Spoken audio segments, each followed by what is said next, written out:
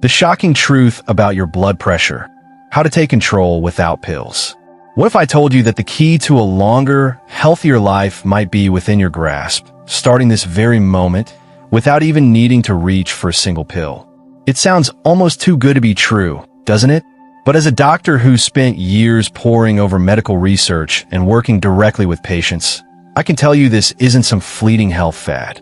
This is about understanding the powerful connection between your body and your lifestyle, and how you can harness the connection to fight back against one of the most dangerous silent threats of our time: high blood pressure. You see, high blood pressure, or hypertension as we call it in the medical field, is a sneaky enemy. It often creeps up on you without any obvious signs or symptoms. That's why it's earned the chilling nickname of the silent killer. Many people walk around for years with elevated blood pressure, completely unaware of the damage it's silently inflicting on their arteries, their heart, and ultimately, their future. The good news, the truly empowering news, is that you are not powerless against this threat. Your body has an incredible capacity to heal and regulate itself. And today, I'm going to share with you 5 scientifically backed, proven strategies that can help you naturally lower your blood pressure, often without the immediate need for medication. But before we dive into these powerful strategies, let's make sure we're all on the same page about what blood pressure actually is. Think of your circulatory system as an intricate network of tiny pipes, your arteries, that carry life-giving blood throughout your entire body. Now, your heart is the incredible engine that keeps this blood flowing. With every beat, it powerfully squeezes, pumping oxygen-rich blood out into the body. This forceful contraction of the heart causes the pressure within the arteries to surge. This peak pressure, when the heart is actively squeezing, is known as the systolic blood pressure, and it's the top number in your blood pressure reading. Between heartbeats, your heart relaxes, allowing the arteries to expand and fill with blood again. During this relaxation phase, the pressure within the arteries naturally drops. This lower pressure is called the diastolic blood pressure, and it's the bottom number in your blood pressure reading, T like water flowing through a pipe. The blood exerts a certain amount of pressure on the inside walls of these arteries. This pressure is what we measure when we take a blood pressure reading. Now, here's where the danger lies. When your blood pressure stays consistently too high or elevated over a prolonged period, it starts to cause real damage to the delicate inner walls of those arteries. Imagine constantly blasting water through a garden hose at full force. Eventually, the hose will weaken and potentially even burst. The same thing can happen to your arteries over time with persistently high blood pressure. In fact, and this is a statistic that should truly make you sit up and pay attention, high blood pressure is responsible for a staggering half of all heart attacks and strokes. Half! That's a massive number, and it underscores just how critical it is to keep your blood pressure within a healthy range. So what's the absolute number one best thing you can possibly do to start lowering your blood pressure naturally? The answer might surprise you, or perhaps you've heard it before, but its impact cannot be overstated. Lose weight. The science behind this is quite compelling. For every 2.2 pounds, or 1 kilogram, of weight you lose, your blood pressure number can actually drop by 1 point. You don't need to aim for some drastic, overnight transformation. Even minor changes in your weight can have a significant impact. Losing just 10 pounds of body weight, for example, can potentially lower your systolic blood pressure by a remarkable 5 points. This seemingly small difference could literally be the deciding factor between having high blood pressure and bringing your readings back into a healthy range. Think back to our pipe analogy. While it's a simplified comparison, it helps to illustrate the principle. Unlike the rigid plumbing in your house, your arteries are living tissues that can adapt, expand, and contract based on your body's needs. For instance, if you suddenly start exercising intensely, your body needs more oxygen, and your blood pressure will naturally rise to deliver that oxygen more efficiently. This is a normal, healthy response. However, when you carry excess weight, particularly excess fat tissue surrounding these arteries, it's like putting extra pressure on those pipes from the outside, from the top, the sides, and the bottom. This added pressure restricts the artery's ability to expand and contract as freely as they normally would. Imagine trying to squeeze a flexible hose that's already being squeezed by something else. It just can't function as effectively. This increased fat tissue essentially blocks the vessel, keeping the pressure elevated and, over time, even shrinking the size of the vessel. If the vessel shrinks, but the amount of fluid, your blood, inside remains the same, you inevitably get increased pressure. This is a major reason why shedding those extra pounds is so crucial for naturally lowering your blood pressure over the long term. I see this with my own patients all the time. Take, for example, a patient I'll call John. John was in his late 50s and had been recently diagnosed with stage 2 hypertension. He was understandably concerned about having to start medication.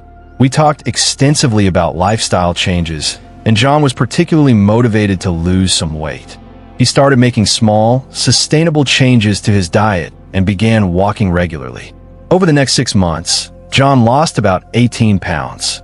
At his follow-up appointment, his blood pressure had dropped significantly to the point where we were able to manage it with continued lifestyle modifications and a very low dose of medication, which we eventually hoped to wean him off completely. John's story is a powerful reminder that even gradual weight loss can have a profound impact on your blood pressure and overall health. Now, I know that talking about weight loss in theory is one thing, but actually achieving it can be incredibly challenging and sometimes even frustrating. That's why it's so important to talk about the actual tactics you can use to lose weight effectively. And this is where the incredible power of dietary changes comes into play. The truth is, when it comes to weight loss, the equation is often said to be around 80% food and 20% exercise. Keep those numbers locked in your mind because they highlight just how much of an impact your food choices have. You probably heard countless times from doctors and well-meaning friends and family to just eat healthy. But what does that actually mean in practical terms? Well, one of the most effective and well-studied eating patterns specifically for reducing high blood pressure is known as the DASH diet. Following the DASH diet can lead to a remarkable decrease in your systolic blood pressure by up to 6 points. And when you combine the power of the DASH diet with even modest weight loss, the results can be truly transformative, leading to decreases in blood pressure by 10, 15, 20, and sometimes even 25 points. For the DASH diet, think of it as saying goodbye to all those ultra-processed foods that are often loaded with hidden salt, unhealthy fats, and excessive sugar. Instead, you'll be focusing on whole, cooked foods packed with nutrients that support healthy blood pressure. This doesn't mean you have to completely cut out all the joy from eating. Fruits, for example, are encouraged in the DASH diet. Even natural sugars found in things like maple syrup or honey are acceptable in moderation. The real culprit we're targeting here is the added sugar that's often hidden in processed snacks, sugary drinks, and even seemingly healthy packaged foods. You'll also want to prioritize lean protein sources like fish, poultry, and beans, and make a conscious effort to reduce your overall salt intake. Now, here's a crucial twist about salt that many people don't realize. Most people immediately think that reducing salt means just staying away from the salt shaker at the dinner table. But in actuality, a staggering 80% of all the salt we consume in our diets comes from processed foods. And when we eat out, not from the added salt we might sprinkle on our home-cooked meals or French fries. Even that seemingly healthy Mediterranean bowl you get from your favorite local spot could be secretly packing an entire day's worth of salt. To really put this into perspective, let's look at what happened in Finland decades ago. They made a concerted national effort to cut their average intake of salt by a significant 30%. And guess what happened? Their population experienced an average drop of more than 10 points in their blood pressure. But the good news doesn't stop there. Heart attacks and strokes decreased by an incredible 75% to 80%, and overall life expectancy in Finland went up. This is powerful evidence of the direct link between salt intake and cardiovascular health. Now, while objectively cutting back on salt can certainly help lower your blood pressure, there's something else lurking in our diets that many experts now believe is even more effective at getting to the root cause of high blood pressure, and that is sugar. Obtaining good insulin sensitivity is absolutely key in order to maintain proper regulation of salt within our bodies. And the single best thing you can do to both reduce your blood pressure and lose weight at the same time is to drastically reduce or even completely eliminate the amount of processed sugar you're eating in a day. If you take absolutely nothing else away from this video, please focus on the added sugar. Start paying attention to those nutrition labels and see where those extra grams of sugar are sneaking into your diet. Then make a conscious effort to at least cut them in half, or ideally, get rid of them completely. Some of the most common ways sugar can stealthily enter our diets, and this is what I hear from my patients all the time, are things like soda, those fancy coffee drinks with whipped cream and syrups, fraps, sweet tea, and lemonade. All of these seemingly innocent beverages contain shockingly high amounts of sugar. If you can make the simple switch to water, or even flavored carbonated water without added sugar, I truly believe this will make a significant difference in regulating both your blood pressure and helping you with weight loss. The problem with liquid sugars is that they are absorbed so rapidly into your body that your liver simply can't keep up with the sheer amount of sugar being introduced all at once. This leads to a rapid spike in insulin levels. These increased insulin levels and how they interact with a hormone called aldosterone are a key reason why you might be diligently cutting back on salt but still not seeing your blood pressure come down. What goes hand in hand with making powerful dietary changes to help facilitate weight loss is, of course, exercise. This is the other crucial 20% of that weight loss equation we talked about earlier. Now, you probably already know that doing a bunch of cardio, like running or cycling, is great for your overall health. But did you know that specific types of exercises actually have a bigger impact on lowering your blood pressure overall?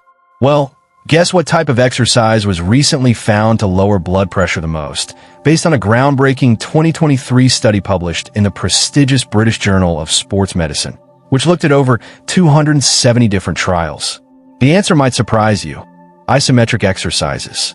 These are exercises where you contract your muscles without actually moving your joints, like holding a plank or doing a wall sit. This study found that these types of exercises dropped blood pressure on average by about 8 points. That's a significant reduction. But don't worry if planks and wall sits don't sound appealing right away. The most important thing to remember is that any exercise or movement is better than no movement at all.